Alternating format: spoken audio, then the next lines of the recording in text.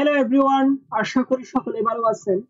আজকে আমার ভিডিওর টপিক হচ্ছে নবম দশম শ্রেণীর তথ্য ও যোগাযোগ প্রযুক্তি বইয়ের ষষ্ঠ অধ্যায় প্রোগ্রামিং এর মাধ্যমে সমস্যার সমাধান।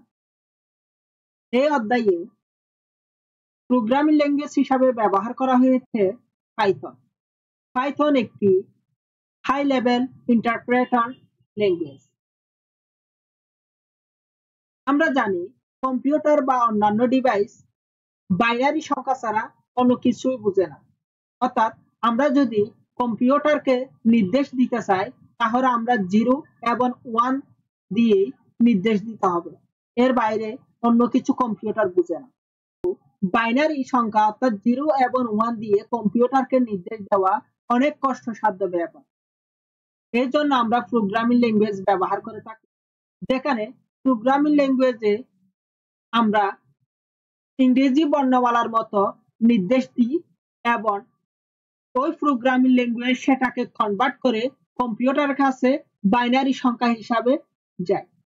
পাইথনের মতো অনেক জনপ্রিয় প্রোগ্রামিং ল্যাঙ্গুয়েজ রয়েছে, যেমন Java, JavaScript, C, C plus plus, C sharp ইত্যাদি। কিন্তু তার মধ্যে সবচেয়ে সহজ হচ্ছে পাইথন। তাই কেউ যদি নতুন প্রোগ্রামিং ল্যাঙ্গুয়েজ শিখতে চায় তার জন্য উপযুক্ত পাইথন ল্যাঙ্গুয়েজ। আর আমাদের যদি কোনো একটা ল্যাঙ্গুয়েজ শেখার ভিত্তি শক্ত হয়, অর্থাৎ আমরা যদি কোনো একটা ল্যাঙ্গুয়েজ ভালোভাবে শিখতে পারি, তাহলে অন্যান্য ল্যাঙ্গুয়েজ শেখা আমাদের জন্য খুব সহজ হয়ে যায়। এবার জেনে নিই আমাদের পাইথন ল্যাঙ্গুয়েজটি শেখা কেন উচিত। প্রথমত হচ্ছে এটি শেখা অনেক সহজ।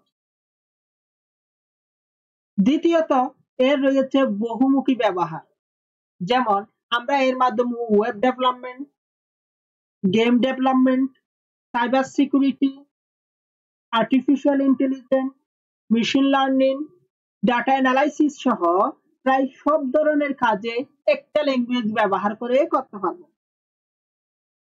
অর্থাৎ এটি বলতে গেলে একটি অলরাউন্ডার একটি ল্যাঙ্গুয়েজ, যার কারণে এর ডিমান্ড রয়েছে হাই। এবং আমরা জানি বর্তমান হচ্ছে এআই এর যুগ। আর এই এআই অর্থাৎ আর্টিফিশিয়াল ইন্টেলিজেন্স তৈরি করতে প্রয়োজন পাইথন। আমরা যে চ্যাট জিপিটি ব্যবহার করি তাও পাইথন দিয়ে তৈরি করা। তো আমরা যদি প্রোগ্রামিং ল্যাঙ্গুয়েজটি ভালোভাবে শিখতে পারি, তাহলে আমরা ফিউচারে এই চ্যাট জিপিটির মতো বড় কোনো সফটওয়্যার বা এটার কোনো অল্টারনেটিভ আমরা বানাতে পারবো এই ল্যাঙ্গুয়েজ ব্যবহার করে।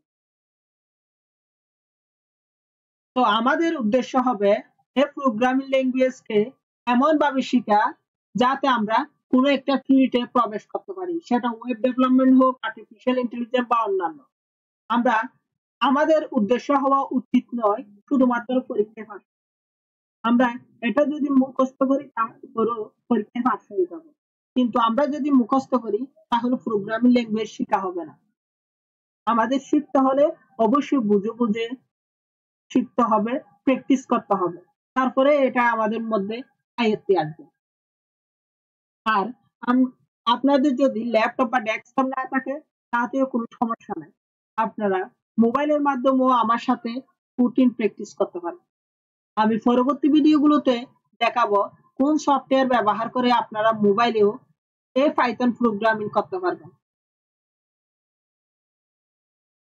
ততক্ষণে ভালো থাকবেন এবং পরবর্তী ভিডিওগুলো পাওয়ার জন্য আমার চ্যানেলটি সাবস্ক্রাইব করে রাখবেন।